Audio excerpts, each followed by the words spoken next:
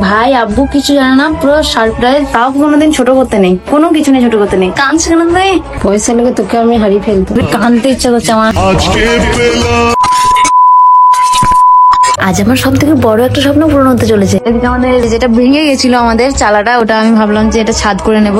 এই কাজ চলছে সব। আর আজকে আমার লাইফে বড় অ্যাচিভমেন্ট যেটাকে বলে, আমার মনে হয় এটা একটা মেয়েও পারে। ব্যাস এতটুকুই বলো, একটা মেয়েও পারে একটা স্বপ্ন পূরণ করতে। মা আজ তুমি কতটা হ্যাপি? ভাই আব্বু কিছু জানে না, পুরো সারপ্রাইজ। শুধু মা আর আমি জিনিসটা করেছি। মা আমাকে ফুল সাপোর্ট করেছে। আব্বুর কতদিনের শখ ছিল এটা? জন্ম হয়নি। আমি আব্বুর চোখে কষ্ট দেখেছিলাম বাইকের জন্য। আমি যে বাইক নিতে যাচ্ছি, আব্বুর বন্ধুদের মধ্যে কারোর একজন রয়্যাল এনফিল্ডের গাড়ি আছে। তো আব্বু না চেয়েছিল একবার, কিন্তু আব্বুকে একটা কথাই বলেছিল যে বেকার চালিয়ে কি করবি, একবারের জন্য নিতে তো পারবি না, তো বেকার একবারের জন্য চালিয়ে কি করবি। আব্বু সেইখানে হয়তো কিছু বলেনি, বাট বাড়িতে এসে অনেকটা মন খারাপ করেছিলাম। সেই দিন থেকে আমি মাকে বলেছিলাম যে কোনোদিন যদি আমি পারি তাহলে আমি অবশ্যই চেষ্টা করবো। তো আজকে অনেক কষ্টের পর, বলতে গেলে অনেক কষ্টের পর, আজকে ফাইনালি আমি যাচ্ছি। আব্বু কিছু জানে না, আমি গাড়িটা নিয়ে আসবো। তারপর বাবরে মা আমার শোক করতে লেগেছে নাকি গো? কষ্ট দিয়ে গেলে ঠিক আছে, কষ্টের দিন মনে করতে হবে না। তবে একটা কথা কি, কাউকে কোনোদিন ছোট করতে নেই, কোনো কিছু নেই ছোট করতে নেই। এরকম করে বলেছিলে।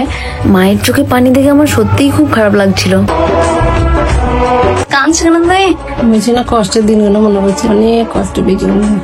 পয়সা লেগে তোকে আমি হারিয়ে ফেলতো। তুমি কাঁদতে হবে না, আজকে খুশির দিন। আমি জানি মা, সেই মুহূর্তে ঠিক করে ডাক্তার দেখানোরও টাকা থাকতো না, আর কপাল করে হয়তো আমি একটুর জন্য বেঁচে গেছিলাম। আর তাই তো আজ এই খুশির দিনটা আমি দেখতে পাচ্ছি। কিন্তু কেন জানি না আমারও মনে অনেক বেশি কষ্ট হচ্ছে। আমি হয়তো আব্বুর এই স্বপ্নটা পূরণ করতে অনেক বেশি লেট করে দিয়েছি। কিন্তু বিশ্বাস করো মা, আমি অনেক বেশি চেষ্টা করেছি আব্বুর এই এত বড় স্বপ্নটা পূরণ করতে। খুব ভালোবাসি মা আমি তোমাদের। আমার মাটা পুরো কেঁদে গেছে। কাঁদে যাওয়াটা স্বাভাবিক, কারণ আমি আর মা জানি যে কোন পরিস্থিতিতে গেছে সেই সময়টা। যাই হোক, টাইম নিয়ে বেশি, অনেকটা কাজ আছে, তাদের রেডি হয়ে যাই। এদিকে আমাদের বাড়ির কাজও শুরু হয়ে গেছে।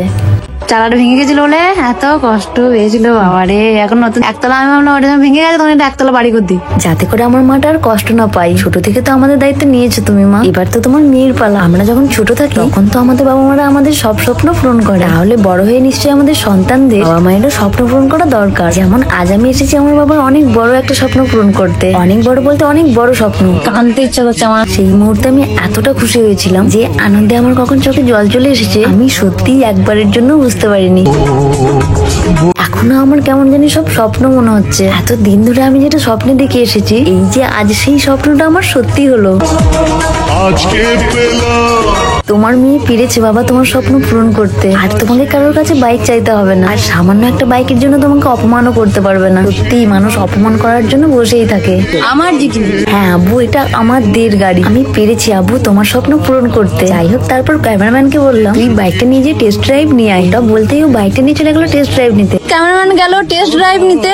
আমি তো পারবো না, আমার পক্ষে সম্ভব না। মিনিমাম আমাকে অনেক ট্রেনিং নিতে হবে। একটা আলাদাই খুশি হচ্ছে। এবার শুধু আব্বুকে সারপ্রাইজ দেবার পালা। সারপ্রাইজটা যা দেবো আমি, আব্বুকে তো আমি একবারের জন্য কিছু বুঝতে দিইনি, কারণ তোমরা তো জানোই আমাকে সারপ্রাইজ দিতে অনেক বেশি ভালো লাগে। আমি সবসময় চেষ্টা করি আমার কাছের মানুষগুলোকে কিভাবে আমি ভালো রাখতে পারি। যাই হোক, এদিকে আমার জিটি রানীকে রেডি করা হচ্ছে। আমি যে কখনো এত দামি একটা বাইক নিতে পারবো স্বপ্নেও কখনো ভাবিনি। আর এখানে একজন কমেন্টও করেছিল, তুই যে রয়্যাল এনফিল্ড বাইকে উঠেছিস, তোর অকাত আছে? ওটার অকাত নেই রে রয়্যাল এনফিল্ড বাইক কেনার। হ্যাঁ আমি জানি আমার কোনো অকাত নেই, আমি তো একজন সাধারণ মধ্যবিত্ত বাড়ির মেয়ে। আমার কোনো অকাত কোনোদিনই ছিল না, এখনো নেই, আর ভবিষ্যতেও থাকবে না। জানি না তোমরা সবসময় আমাকে অপমান করে কি আনন্দ পাও। যাই হোক, আমাকে অপমান করে যদি তুমি ভালো থাকো তাহলে আমাকে একবার নয় বারবার অপমান করতে পারো। যাই হোক, আমার এই ব্লগটা কেউ যদি শেষ পর্যন্ত দেখে থাকো তাহলে প্লিজ আমায় কমেন্ট বক্সে জানিও আমার বাবাকে দেওয়া গিফটটা তোমাদের কেমন লেগেছে। এখন আমি শুধু ওয়েট করে আছি বাইকটা দেখে আব্বুর রিয়াকশনটা কেমন হবে সেটা দেখার জন্য।